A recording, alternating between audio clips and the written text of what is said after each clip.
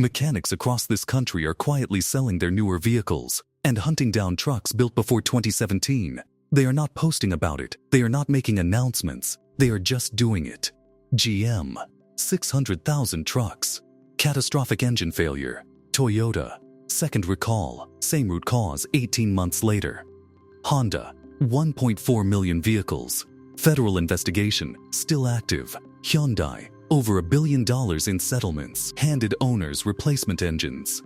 Those replacement engines failed the exact same way. These are not fringe brands. These are the 4 biggest names on the American market. And they are all breaking down at the same time. Not a coincidence. Not bad luck. Not 4 separate problems that happen to rhyme. You know why those mechanics are doing that? I have tracked these failure patterns across more than 200 engine cases. I have read the NHTSA filings, the settlement documents, and the internal technical service bulletins that dealers quietly hand to their service departments, but never show to customers. Not one of these failures was a mystery. Every single one had a paper trail. The question was only whether anyone was willing to follow it. Today, we follow it. 3 reasons. Countdown. And I go deepest on number 1, because that one changes how you look at every car purchase you will ever make. A customer reached out to me last spring. He was about to sign for a new half-ton pickup. $62,000 out the door. Top trim. He asked me if he was making the right call. I told him to wait. I told him to read what I am about to tell you. You walk into a dealership. The salesman tells you the new engine is the most advanced thing they have ever built. More efficient, cleaner, smarter. He is not lying to you. He just is not telling you the rest. You know what the rest is? That efficiency was not engineered for you. It was engineered to pass a government test, and the engineers who built it knew exactly what they were trading away to get there. Here is the calculation. Federal regulations called CAFE standards mandate average fuel economy targets across a manufacturer's entire vehicle fleet. Miss the target by a single mile per gallon, and the fine is $17 per vehicle. For a manufacturer moving 2 million cars, that is over $300 million in penalties every year. So the manufacturers did the math. And the result of that math is something your dealer is banking on you never figuring out. A predictable rate of engine failures, warranty claims, and lawsuits was calculated to be cheaper than paying the CAFE penalty. Year after year, the manufacturers made a business decision about the lifespan of your engine before you ever drove it off the lot. This is not an accusation against individual engineers.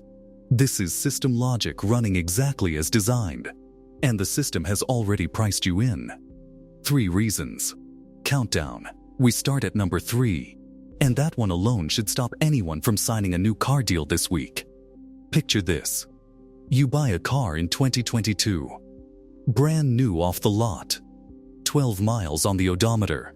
What you do not know, the engine inside that car was assembled in a factory, running on a skeleton crew.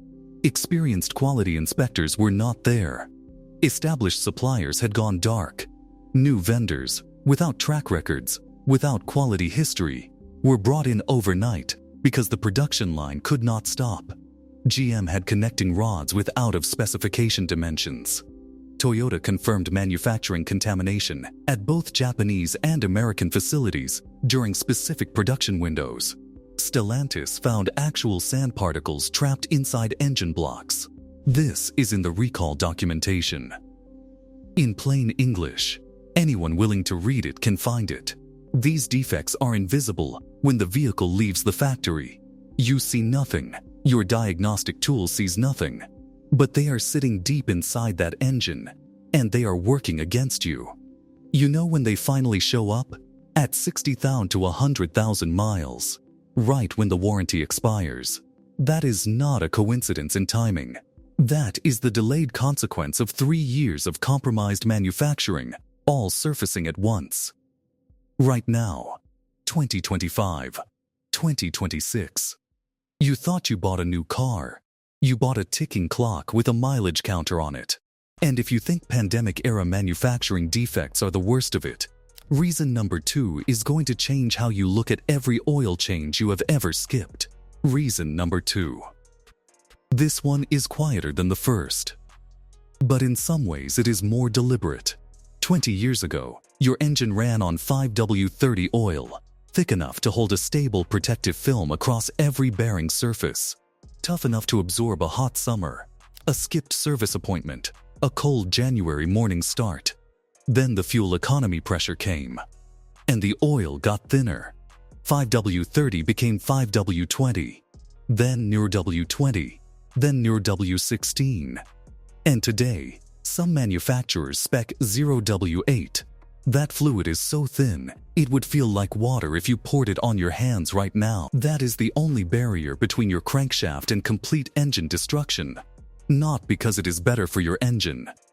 Because thinner oil saves half a mile per gallon on the EPA fuel economy test cycle. Half a mile per gallon. That is what they are trading your $80,000 truck for. Not a redesigned part. Not a new component. They changed the oil. From 0W20 to 0W40. Twice as thick. If the problem were contaminated materials or bad machining, changing the viscosity would fix nothing at all. Dirt does not care how thick your oil is. GM's own recall remedy told you that 0W20 was never adequate for real-world driving. They just chose not to say that at the point of sale. That is what dealerships won't tell you when you are standing at that desk. They are banking on you never making the connection. That was reason number 2.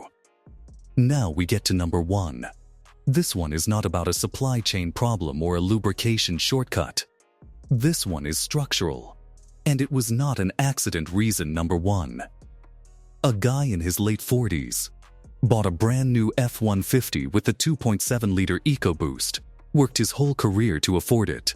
At 68,000 miles, the engine started knocking. By 71,000, it was gone. The warranty had expired at 60,000.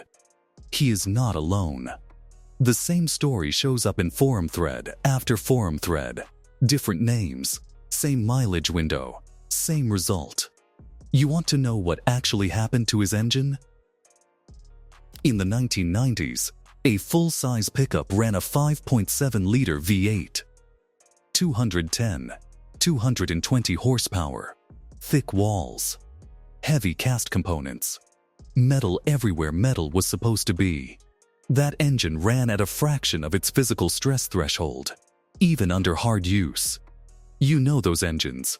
They are still running today, with 300,000 miles on them. Then came the trick.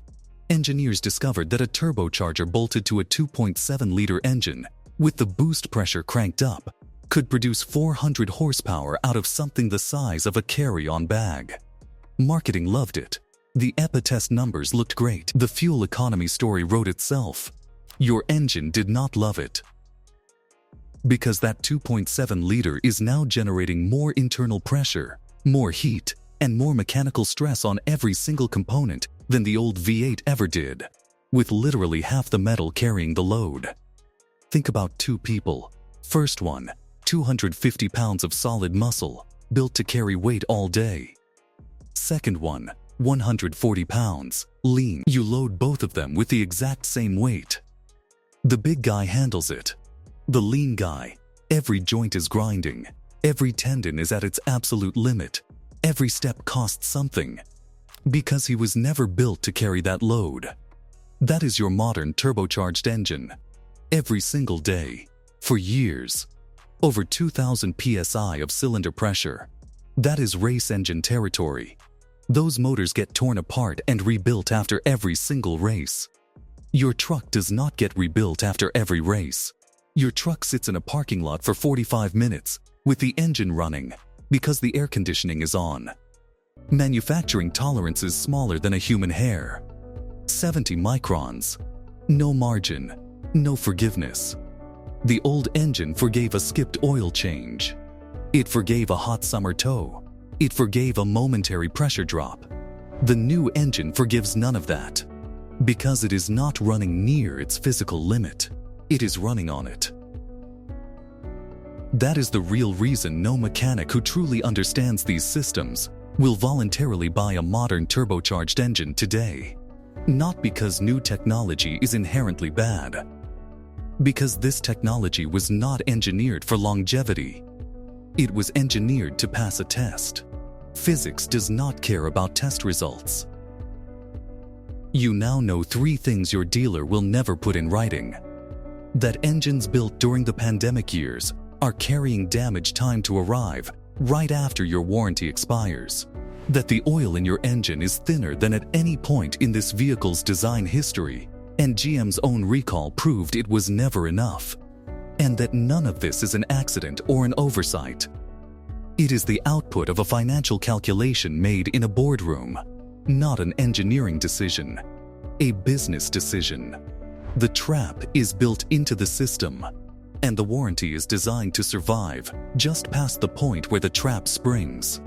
Next time a salesman slides a lease sheet across the desk and explains how advanced and efficient the new turbocharged motor is, you will know exactly what he is not saying. 3 things you can do before you close this video. First, go to nhtsa.gov right now and run your VIN. If your vehicle falls inside any open recall window, especially for engine-related issues, book that repair today, not next month, today. Second, cut your oil change interval in half. Your manual says 7,500 miles. Do $4,000. $60 a year in extra oil costs against a $15,000 to $25,000 engine replacement is not a close call. Third, disable start-stop on every single drive. Or eliminate it permanently with an OBD2 canceller module for under $100. Every cold start cycle pulls lubrication away from your bearings for the first several seconds. Stop-start multiplies that by hundreds of cycles a month. These are not upgrades. This is self-defense against a system that already priced in your repair bill. There is one category of engine that every mechanic I know quietly recommends when nobody from the manufacturer is in the room. You probably walked past it on a used car lot last month and did not stop. That video is right here. Drive safe. Take care of your engine before it stops taking care of you.